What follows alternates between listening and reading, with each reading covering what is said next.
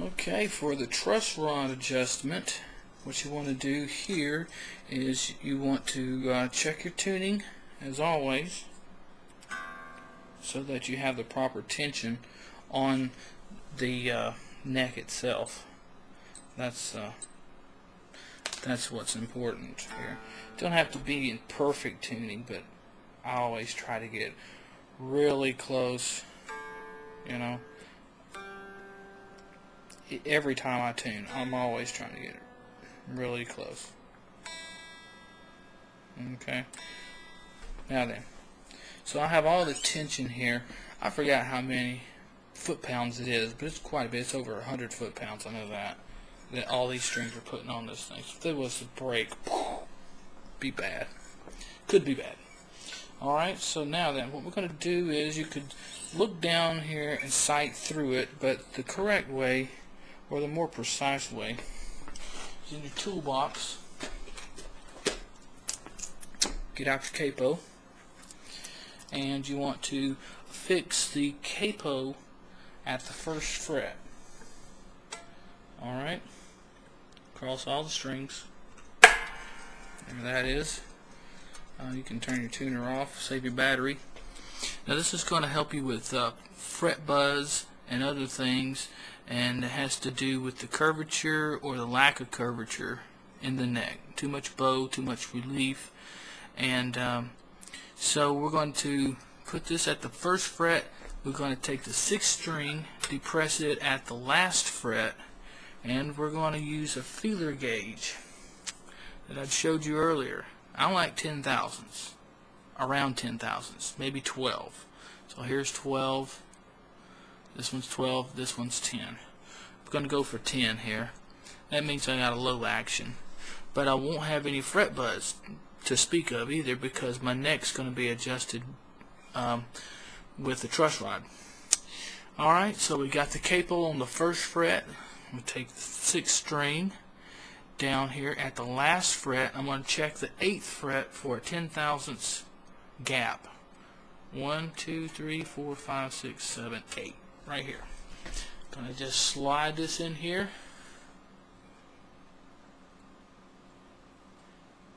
I probably have a little less than 10,000ths, maybe, but not much less. And that could be due to humidity, having new strings. You know, when I relieved the neck, I didn't take that long, but the neck could have went one way or the other. So I would probably check it later on again, but it's not that bad. But just for the sake of demonstration here, I've got my Fender bag. Only 2 Allen wrenches I need. Now, I don't know about your Fender. My Fender is pretty difficult to turn. All right, so I'm a little high. I probably want to lower it. So I'm going to insert the Allen wrench in here, and I'm going to turn it counterclockwise to the left. Now, just to save my hands a lot of trouble, I'm going to use some pliers here. Okay, I was at 10,000ths. Okay, I think I went the wrong way. Let's just check it anyway. 1, 2, 3, 4, 5, 6, 7, 8. 8th fret, depress the last string.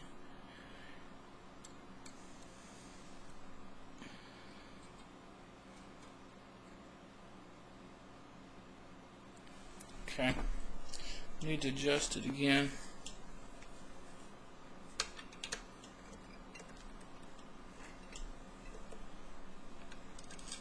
Counterclockwise, putting some relief in it. Alright, 1, 2, 3, 4, 5, 6, 7, 8.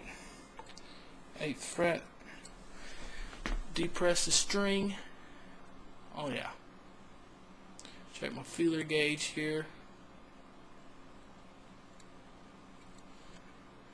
It's still 10 thousandths is still hitting the string. Pull out the Allen wrench, stick it back in. Okay, I can tell that I'm going in the right way because it's getting easier to adjust the truss rod. 8th fret again. I'm looking for 10 thousandths on here with my feeler gauge. 8.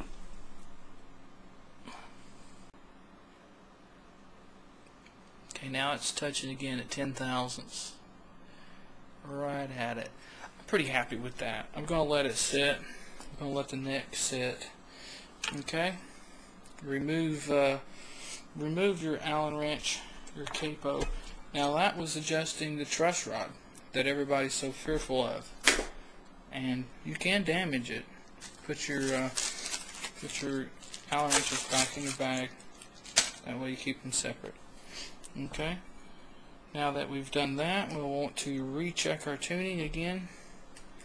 That's important. Make sure your volume key is up, your volume knob's up. A little off. There's the 6th E.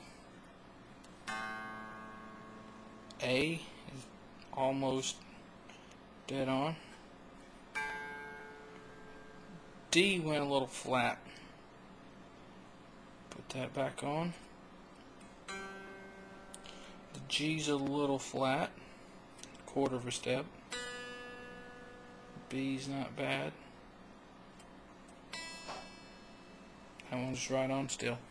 So now I have the neck bow, and now I'm going to adjust the action. Before I do that, just one more thing here. I have the 22 thousandths pulled out.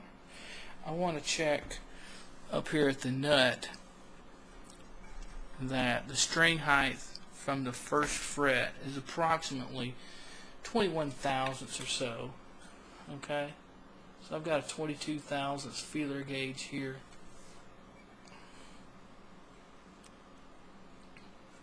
And if I depress the 6th string at the last fret, I'm right at 22 thousandths or so. That's a good rule of thumb to have 21 thousandths here without the capo, but go ahead and press the last key down, your last string down here. So I use 10 and 22 on the feeler gauges. That gets me here. I could use 12 thousandths relief, 15 thousandths, up to 20 thousandths on that.